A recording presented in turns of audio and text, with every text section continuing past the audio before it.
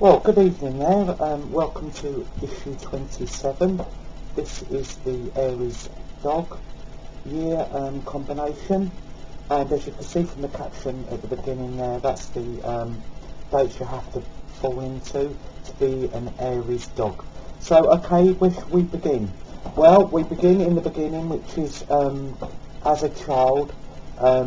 The normal stubborn Aries, in the sense of they're quite lively and quite they need boundaries, quite firm control, is tempered quite a bit by the dog, who's ever watchful and quite skittish, really, in the sense of it doesn't like danger, and is very wary and very watchful and sticks close to its parents. So it tempers that Aries sort of wanderlust as a kid, running about, getting into trouble maybe a little. So it is a very favourable combination in that sense, and you will get a child at school, even from the very early years, who's a very obedient student, doesn't kick up a fuss, and will basically just get on with it, be sort of just hoping to sort of like just get through, and as they're going through their school years and they're getting to the secondary school or the high school, they can become quite annoying, in the sense of they're very capable of getting a new best friend and then a new best friend, and it irks their friends sometimes, because all of a sudden there'll be a new friend on the scene, and then a fortnight later exactly the same, and they can be hot and cold like that. And this is their nature starting ever so early to manifest itself, and how they'll be as an adult and into the workplace, because that's what they do. They get when they need something, i.e. to do well in a certain lesson, they get talking to the girl or the boy who is best at that lesson, and they've got a new best friend. When they need somebody to help them mend something like a computer or an electronic equipment, they get to the electronic whiz of the year.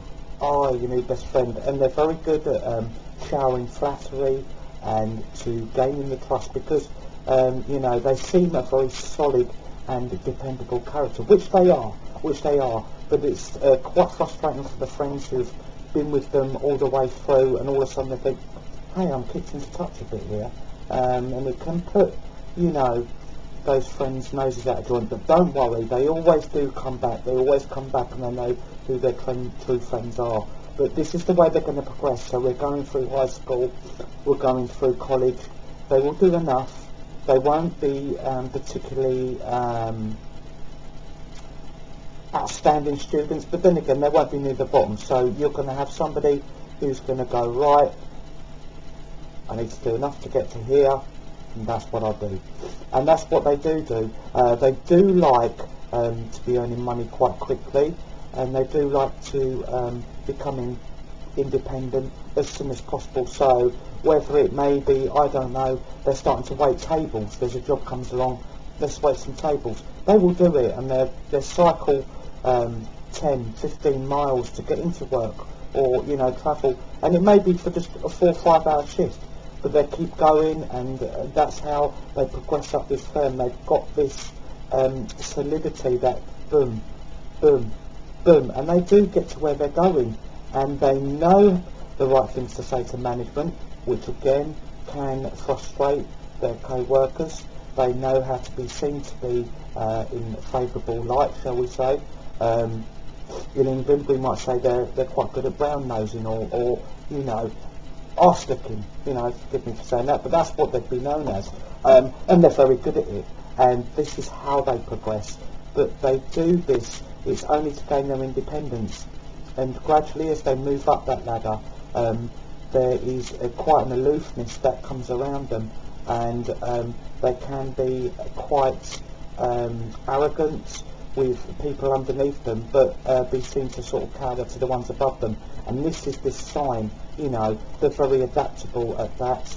But what you do get, if you have this manager, he will never ask you anything that he can't do himself. So he will muck in, he will muck in there and he will do the dirty jobs alongside you. So that's where he does gain quite a lot of respect in this scenario. The employees will look at him and think, no, he's willing to put himself out there, he's willing to sort of like get his hands dirty. And so they do win over. The further they go up the tree in whatever they're doing, the higher up they go, the more people they win. It's just when they're in the middle and they're trying to gain that extra couple of steps to put them financially secure, and that's all it is with the dog. Anything with the dog, and absolutely with the Aries as well, is security. They cannot abide waking up in the morning and not feeling secure. It makes them very anxious, very fretful, they can't sleep, they don't relax. So that's the only reason they do it. But when they've made their spot, they become a good boss in that sense that they will muck in, they will do a 14-hour shift with you, you know, whatever it being. They go back waiting the tables to help out. So they do gain respect in that sense. But as I say, you have to wait until a bit later on in their career for this to happen. With relationships, you will have to refer to what I went back to earlier, is the boundaries and the control. This partner would be a very passive partner. They respond to being told what to do. They respond to being not bossed around, but saying, hey, we need this done, let's get it done. They respond to that and they enjoy that. The trouble comes with the Aries dog when they're allowed to float around and they get themselves basically going round in a circle if they haven't got a relationship to fall back on. So they may be doing this work, all these hours of work, but if they go home and they're lonely, loneliness is the biggest absolute killer for this sign together. They can't abide it. They're terrible in their own company. Absolutely awful. And it will bring on mega sadness, and they will end up just doing stuff, walking around the streets just to get a bit of company. So it is very advisable for them to get into a relationship. But if you feel you're taking the lead with them, that's great, that's fantastic, male or female.